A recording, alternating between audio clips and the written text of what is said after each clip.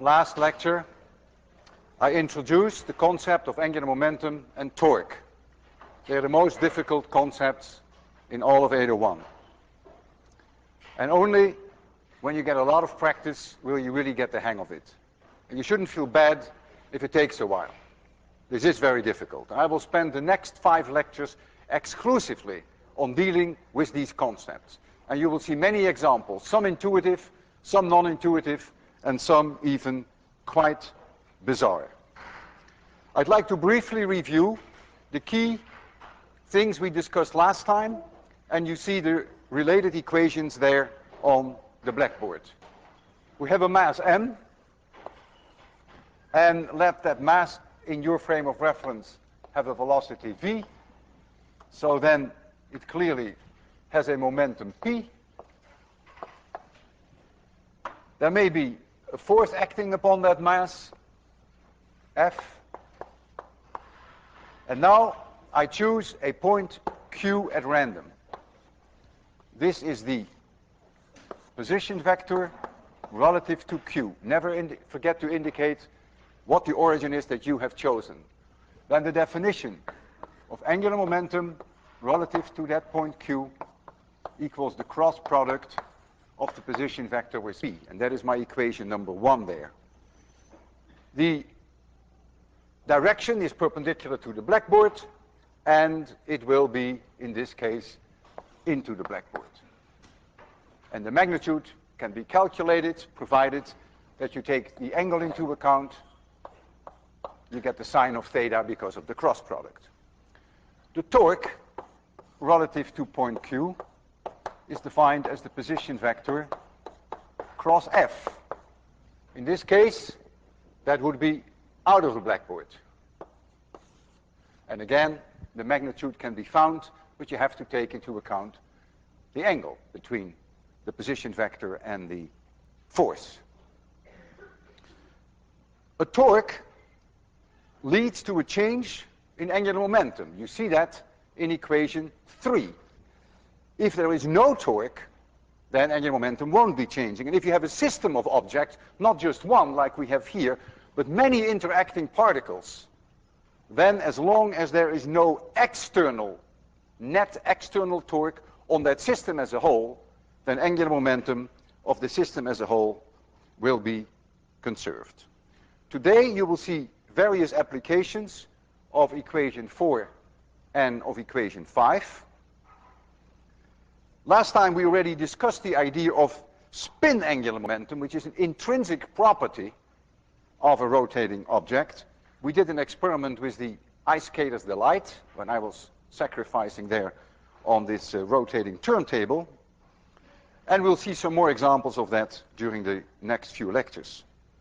In case that you do have a rotation about an axis through the center of mass, a stationary axis through the center of mass, then the angular momentum is intrinsic in the sense that you don't have to specify the point about which you take the angular momentum. You can take any point and you always find the same, which is not true in this situation. So that makes the intrinsic angular momentum quite unique.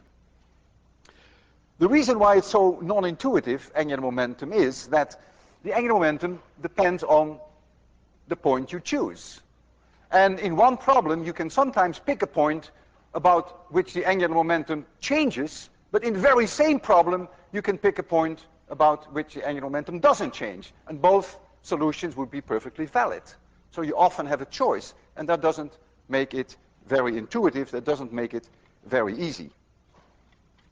So let's start with an example, which I also had last time, whereby we have an object going around the Earth or around the Sun. Let's take the Earth going around the Sun, and this is the location of the Sun, and here is the Earth. It has a mass m, and it's going around with a velocity. The magnitude doesn't change, but the direction does change. The position vector relative to point C is r of c, and then we have a gravitational force, F, which is pointed towards the center, and the angular velocity, omega, is in this direction. Well, go to equation number 1. And the angular momentum relative to point C, L relative to point C, the magnitude, because the direction is clear, if it's going, it's seen from where you are counterclockwise, then the direction of the angular momentum will be pointing out of the blackboard. So I'm only interested in the magnitude. That will be R of C times the mass times V. And the reason why I don't worry about the cross now is because this angle is 90 degrees, so the sine of theta equals 1. Now, we may not like to leave V in there. It's up to you. You can always write V equals omega R, so you can also write then m r c squared times omega. Either one is fine. And this R, if this is the radius of the circle, then this obviously becomes m r squared omega.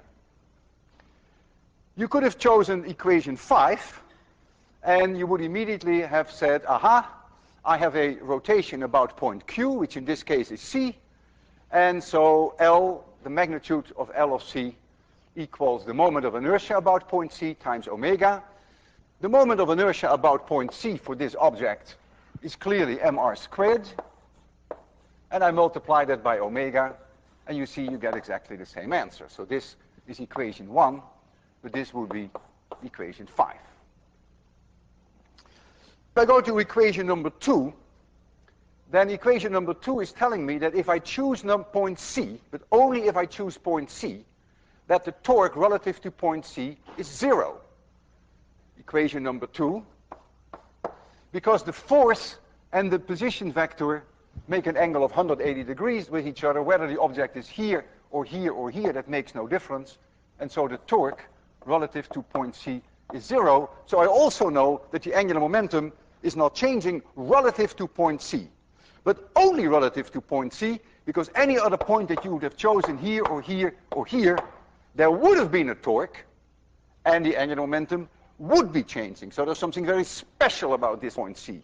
Angular momentum is only conserved, in this case, about point C. Now I take another example whereby angular momentum is only conserved relative to one point, but not to any other point. I take a ruler or a rod, and the rod had mass m and length L, and C is the center of mass of that rod, but I force it to spin about point P, and this distance is d. Think of this as a horizontal frictionless plane, and I'm rotating it with an angular velocity. Let's say we rotate it in this direction, force it about that point P. I put a pin in there perpendicular to the blackboard, and I rotate it. I'd like to know what the magnitude is of the angular momentum relative to point P. And for that, I go immediately to equation 5. So that tells me that it is the moment of inertia about that axis through point P times omega. I remember the parallel axis theorem. I know that the moment of inertia for rotation about the center of mass through this axis perpendicular to the blackboard, I know that that one equals 1/12 m L squared. Well, I just looked that up in the table because I don't remember that. So that would be the moment of inertia about this axis, and then the parallel axis theorem tells me I have to add plus md squared times omega. I'm not interested in the direction of L because that's immediately obvious. If it's rotating clockwise, then the direction of the angular momentum would be perpendicular to the blackboard and into the blackboard. I claim that at this point P, there must be a force acting on this ruler, and the force is in this direction. And I can make you see that the best way by first showing you a case of a massless rod with two equal masses at both ends. And I rotate about this axis perpendicular to the blackboard.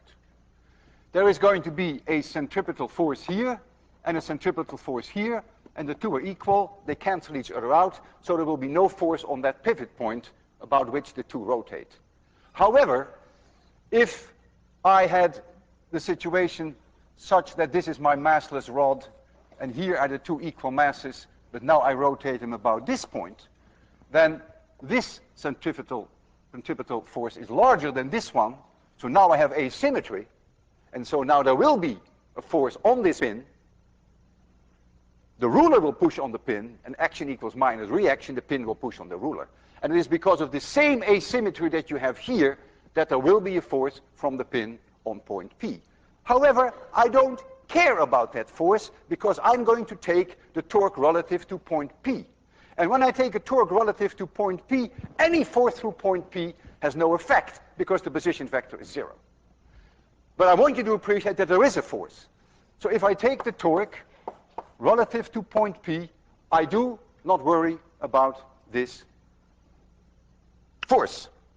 Well, the torque relative to that point P is 0, and so it's clear that angular momentum relative to point P must be conserved. Angular momentum relative to point P is conserved. Take any other point, doesn't matter which one you take. Take this point Q, take this point here, take this point here, and angular momentum is not conserved. You immediately see that if I take this point Q here, that this is the position vector, and you see that R cross F is not 0. So there is a torque relative to point Q. Angular momentum is not conserved. Only this point, that point is very special. I now take the same ruler, but I'm going to make it rotate about the center of mass. So here is now the same ruler, and now I'm going to rotate about the center of mass.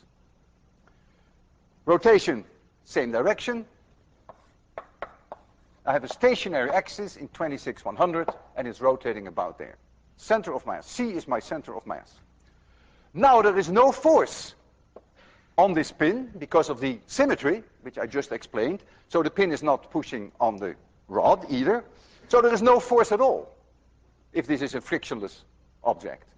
So if there is no force at all, then the torque relative to any point must be 0. Not only relative to this point, but also relative to this point and relative to this point. Because if the force is 0, then any cross product of R and F is 0.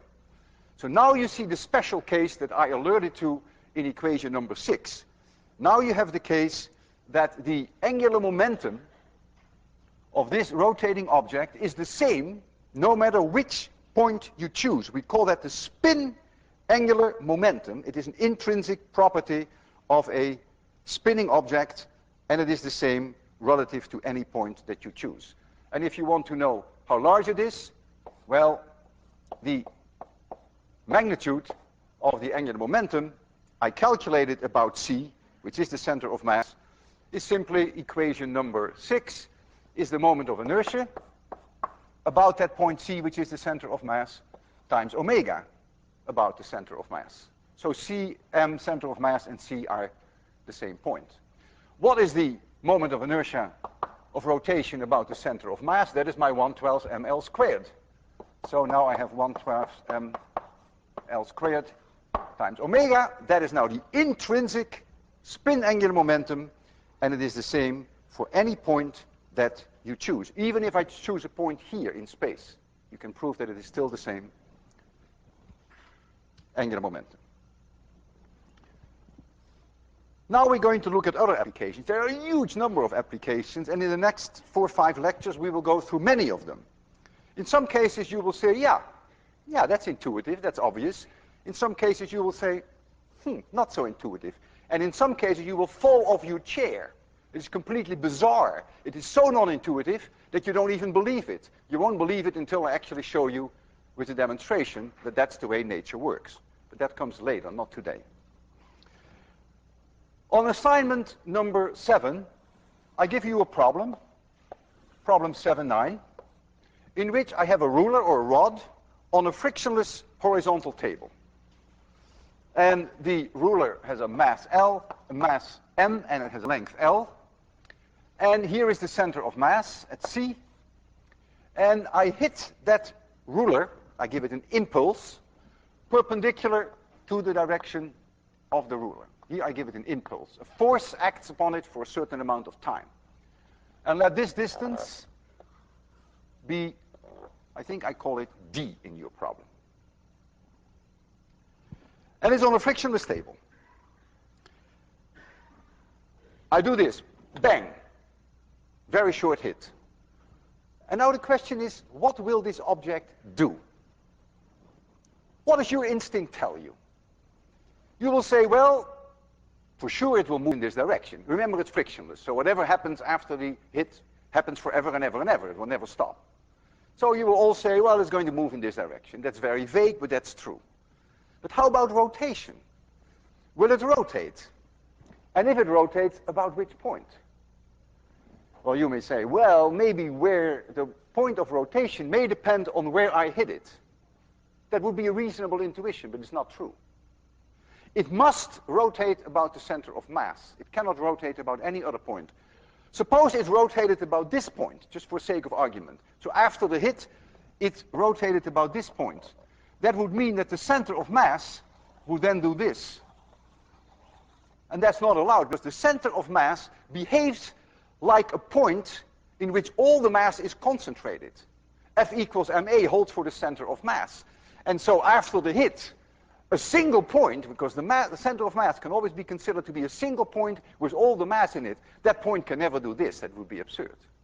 So from that reasoning alone, you must conclude that the only way that nature can digest that impulse is by giving the center of mass a certain velocity in this direction, which will never change.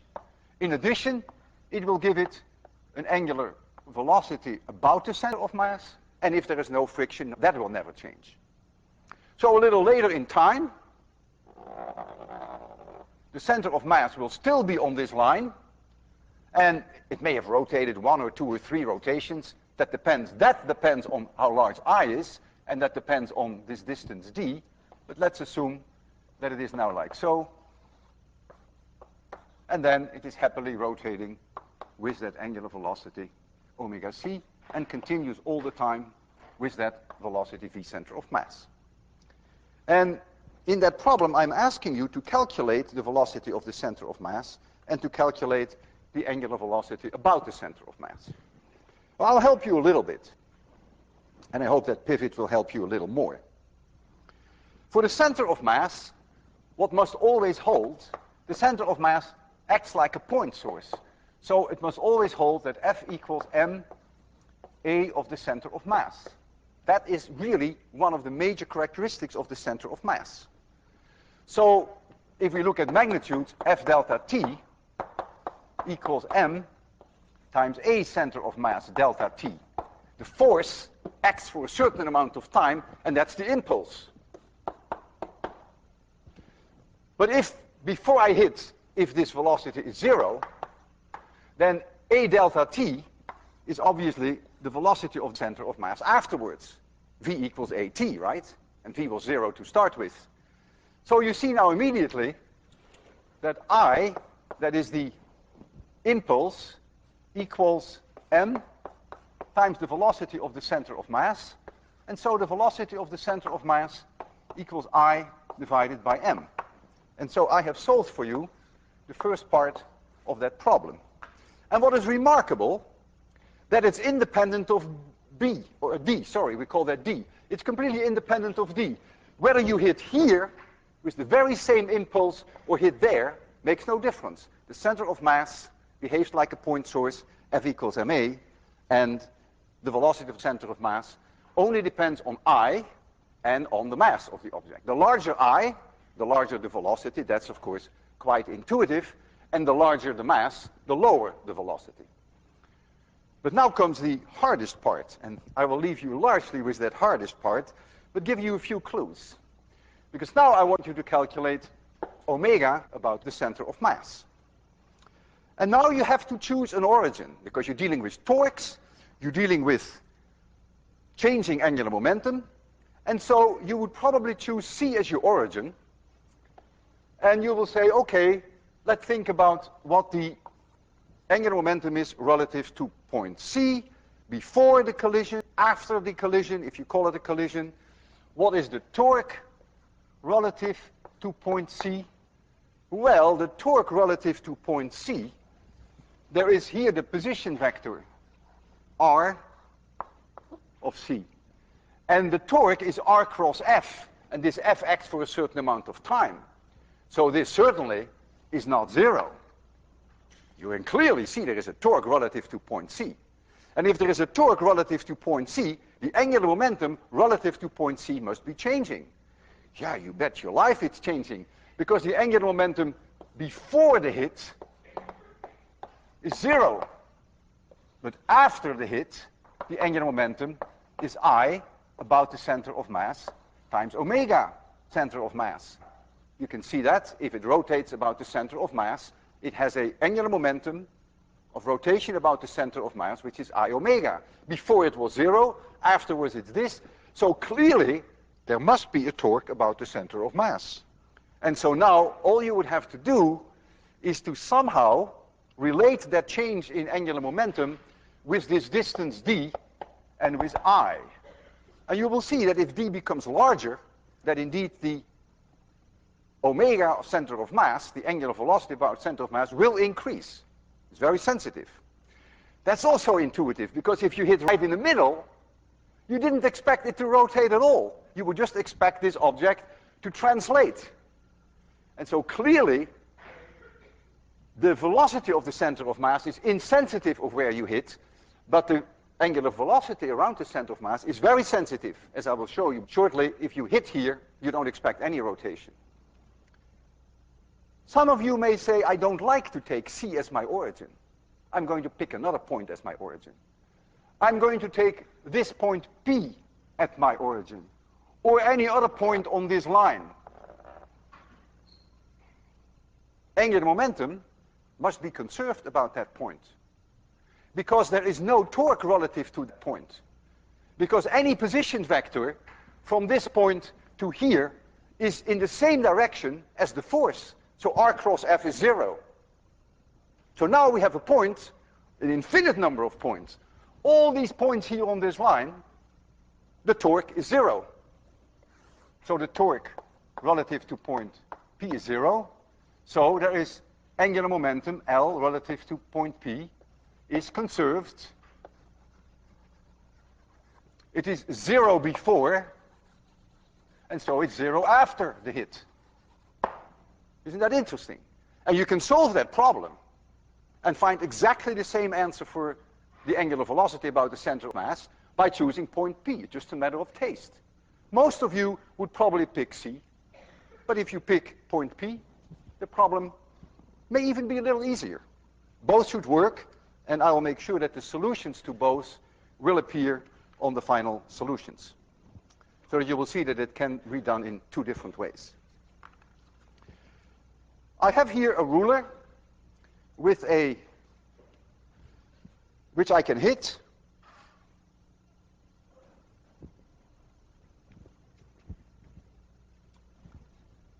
Here's his ruler. This is the center of mass. And this is just a reference line. What I will try is to hit it in a direction parallel to the reference line. If I succeed, then it may start to rotate, but the center of mass should stay on that line, depending upon where I hit. However, if I don't hit it exactly parallel to this line, it will not stay on this line, the center of mass. So don't start laughing then. It simply means that my angle is not perfectly in this direction. If I hit like this, then obviously it will go in this direction. So I will try to hit it first along the direction of this line. I will hit it right in the middle. So I expect no rotation. I only expect that the center of mass will move. Now there is lots of friction here, so the thing will come to a grinding halt. This will not go on forever and ever. So let's try this. And you see, that's fantastic. It moves, it translates, stays on the line, but it hardly rotates at all, because I hit it very close to the center of mass. Now I'm going to hit here, far below the center of mass. So now I expect this point to stay on the line, if I'm lucky enough, that I hit it in the right direction, and then of course it will start to rotate like this, and it will come to a halt because of the friction. So let's try that. Not bad. You see, it stays very close to the center, to that line. That means my hit was almost perfectly in this direction, and you saw it rotate. I'll do it once more. Oh, look at that. It goes much farther. It rotated over a much larger angle. The center of mass, indeed, is very close to this line, so I was lucky, and my direction in which I hit it was quite close to being parallel to that black line.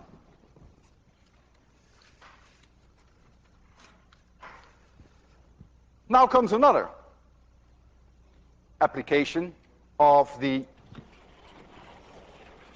use of torques. And that has to do with simple harmonic oscillations. We were able to calculate the period of oscillations of a pendulum. That was relatively easy. Most of you have even learned how to do that in high school. A string, no mass, an object at the end, and you give it a kick and it goes simple harmonic if the angle is not too large. But now suppose you have a ruler like this, and you have here a little pinhole, and you're going to oscillate it like this. What now is the period of oscillation? That looks like a mathematical headache. And yet, with the knowledge that we have now, this can be solved quite easily. And we can make a quite accurate prediction about the period of oscillation of this rather complex system. Even a system as bizarre as this hula hoop, which oscillates about that pin, can now be calculated very easily with the knowledge that we have, or at least that you will have very shortly if you spend the time and you study this. So let's first do we first take the ruler. This is a ruler. The ruler has mass m and length L. This is the center of mass of the ruler, and I force it to rotate about point P, put a pin through there, nearly frictionless, and the separation between the center of mass and P, I call that now B, as in bridge. This angle is theta. It rotates about a pin perpendicular to the blackboard.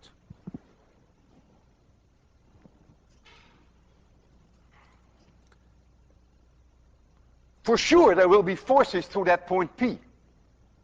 I don't care about that, because now I'm not going to negotiate with you about which point I'm going to take the torque. I will insist on taking torques exclusively through that point P, so that I get rid of any forces that go through that pin.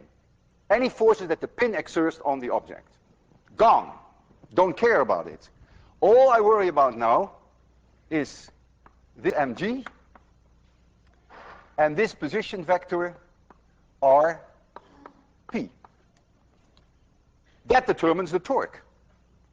And the magnitude of that torque, and I'm sure that torque is going to change in time, equals mg times this distance b, but I have to take the sine of this angle theta, because remember, it is a cross product between r and f. And the cross product has the sine of the angle in it. So the magnitude of that is going to be mg times b times the sine of theta. This is r cross f, the magnitude of r cross f. This being f, this being r. I go to equation number 4, and I say, aha, that must be equal to the moment of inertia about point P, about the axis through perpendicular to the blackboard through point P, times alpha, which is the angular acceleration, and of course, this may change with time, and theta will change with time. However, there is one important thing. This torque is a restoring torque. It wants to drive it back to equilibrium. And therefore, we need a minus sign here for the very same reason than when we did the spring, that the force was minus kx and not plus kx. Now I say, aha, small angle approximation. By the way, alpha equals omega dot, first derivative of the angular velocity, therefore also equals theta double dot. I also wrote that there. And theta is this angle. This is the change of this angle that you see there, the second derivative. I say, aha, small angle approximation, then the sine of theta is theta. We've done that before, provided the angle is in radians. And so I'm going to get that mg b theta plus I relative to p times theta double dot equals 0. And now I already begin to feel it in my bloodstream. I already begin to smell the simple harmonic oscillation, and you too. Let's bring the theta double dot naked out here, plus mgb divided by I of p times theta equals 0.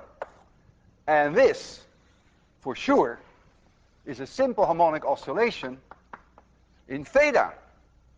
And the solution must be that theta in time must be some maximum angle times the cosine of omega t plus phi. This omega has nothing to do with that omega. This is angular velocity, and this is angular frequency. This will never change. That's related to the period of oscillation. This is changing all the time. The theta dt is changing all the time. When the object is here, the theta dt has the largest value. When the object stands still, the theta dt is 0. So the angular velocity is changing with time, but this omega is a constant. And it is very awkward in physics that we use the same symbol in one problem and have totally different meaning. In any case, we know that this omega, the angular frequency, equals the square root of mgb divided by I of p. And so the period of an oscillation, which is 2 pi divided by omega, has to be this. This, by the way, is independent of the mass of the object. You may say, yeah, but there is a mass downstairs. Yeah, but there is also a mass upstairs, because the moment of inertia about point P has a mass in it. The moment of inertia about point P we find immediately by using the parallel axis theorem. If it were rotating about the center of mass, about this axis, then it would be a 1/12 ml squared, and so we have to add mb squared. We did something similar there. So this is 1/12 ml squared plus m times b squared, parallel axis theorem. And so now we find that the period is 2 pi times the square root of, I lose my n, so I get 1/12 L squared plus b squared, and I get here GB.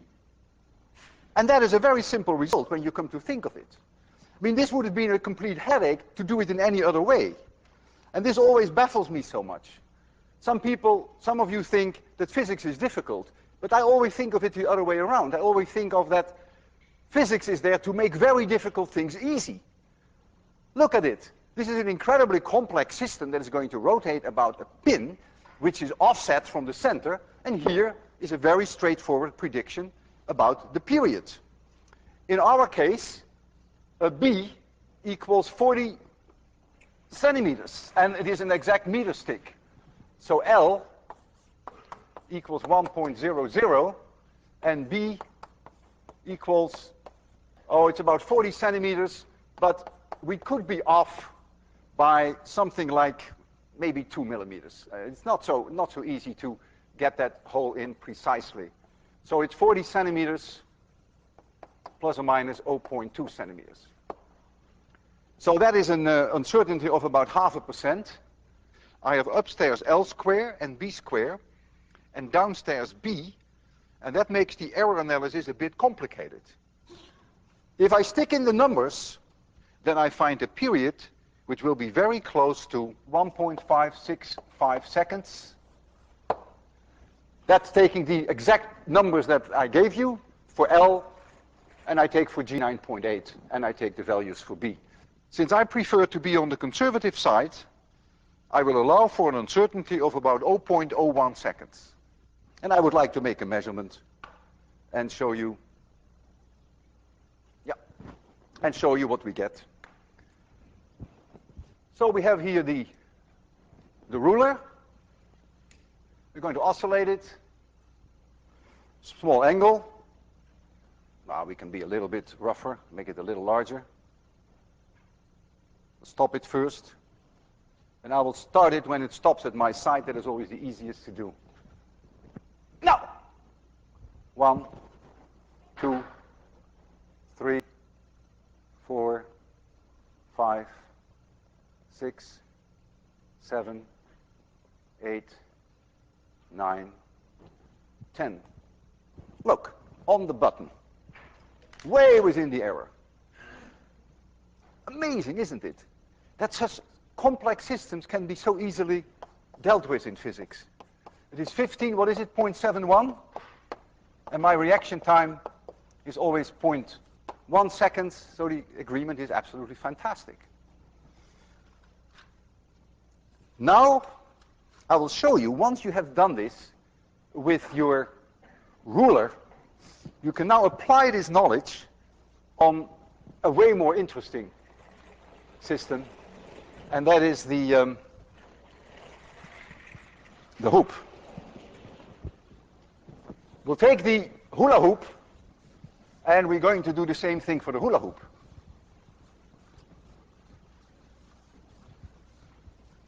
And the system, the approach, will be exactly identical.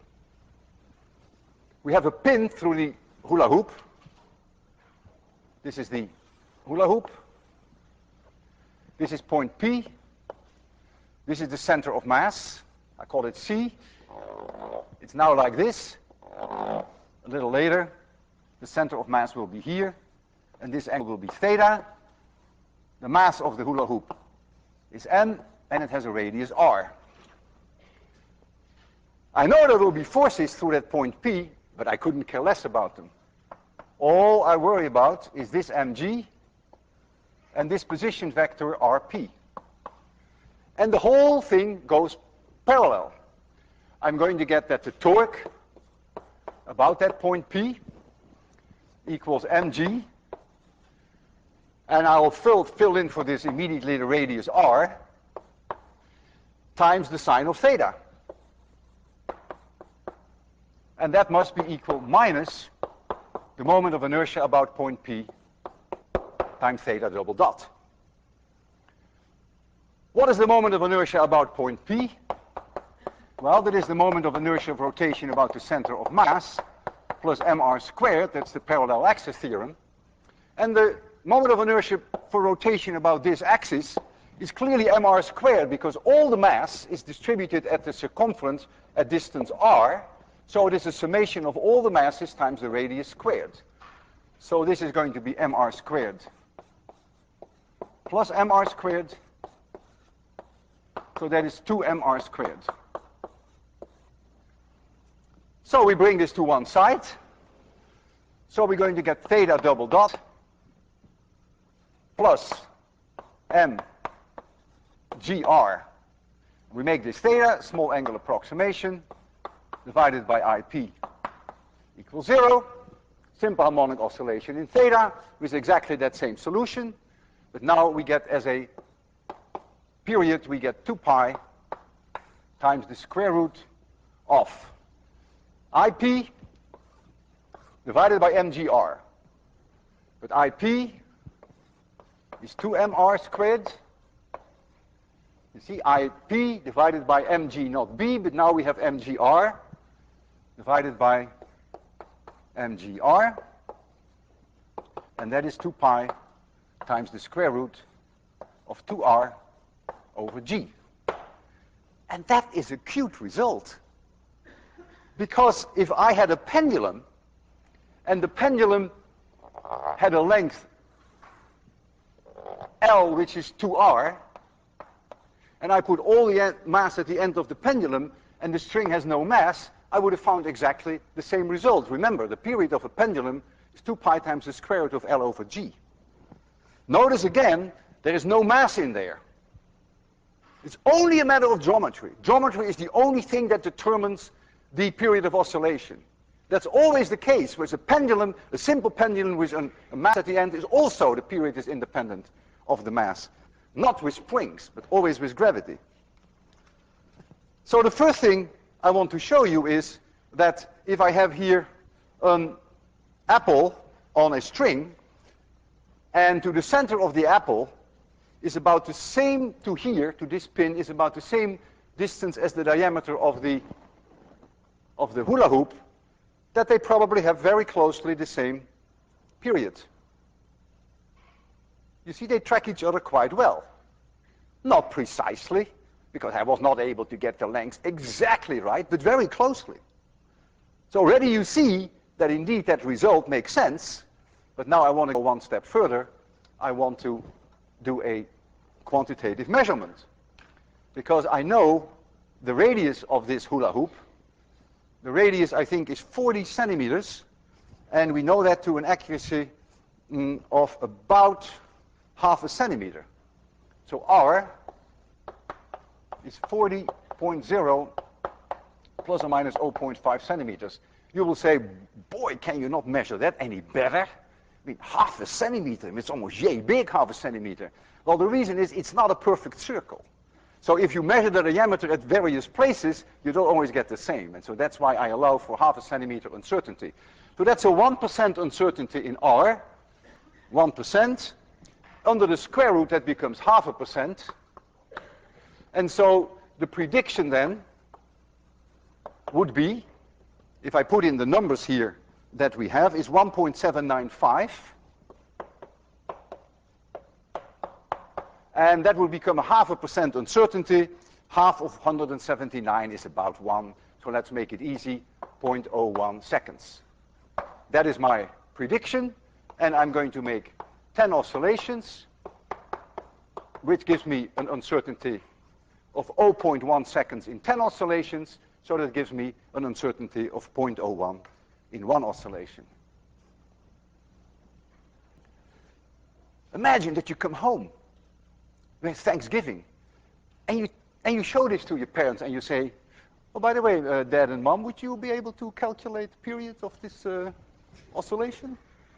I mean, they would turn pale, green, purple, and you take out your pocket, and you just do it like that. Simple. And not only that, but you can do a demonstration. You can show it to them. They'll be proud of you. Okay. Well, let's try it. There we go. Small angle, this is about 5 degrees, 7 degrees. Doesn't make that much difference, as long as you don't get much above 10. I don't like wiggle. I'll start it when it stops here. No. 1, 2, 3, 4, 5, 6, 7, 8, 9, 10. Holy smoke! Look at that! 1807. 1807. If I divide that by 10, then I get 1.807. Let's call it 1 plus or minus 0.01. And if you take this error into account and this, well, you can make it a 0.7. Pretty impressive. We have 5 minutes left, and I want to use these 5 minutes. First, I'm going to ask you forgiveness for what I'm going to do the next 5 minutes. Because by now you may be lost already, and I'm going to make it a little worse by challenging you a little. And this challenge makes life really interesting. If I spin an object, a top, then clearly there will always be external friction on that top, and the top will come to a halt. It's obvious. We've all seen it. You turn a top, You wait a while and it stops. And if it doesn't stop, like it didn't when I gave the exam review, then something stinks. Then you're being cheated. And you were cheated. There was something going on in that little black box which kept it going. Of course, it can't keep going forever. So whenever you spin something in the laboratory here, different from outer space, there are always external frictional torques on it, and it will come to a halt. It is inconceivable that all by itself it would come to a halt and then turn the other way around. That would be absurd. It couldn't possibly happen because the moment it comes to a stop, all the external torques go away, so it will just sit there. Imagine that you slide an object on the table, whoosh, a plate, and it comes to a stop because of friction, and then it comes back at you. It would be equally absurd, right? Unless you attach a spring to it, of course. There are no other external forces on it. You shove it on the table, friction takes out the kinetic energy, it comes to a halt, and it sits there. It couldn't possibly come back at you, would be a violation of basic laws of physics. So if you rotate, if you spin a top, then it has to come to a halt, and it couldn't possibly rotate, come to a halt, and reverse its direction of rotation. And as long as we agree to that, then you will pass this course. Now, you already smell a rat, don't you? You already smell a rat. Okay. I have here a piece of plastic, a nice piece of plastic. You can come and examine it. And this plastic behaves quite nicely. I will give it a spin. Friction, external torque friction will bring it to a halt, and it stops. No problem, right? Inconceivable that after the stop, it would reverse the direction of motion, which it did just now. You may not believe your eyes. When I saw this first, I did not believe my eyes. When I saw it again, I felt sick in the stomach and couldn't sleep all night. I mean, look at this.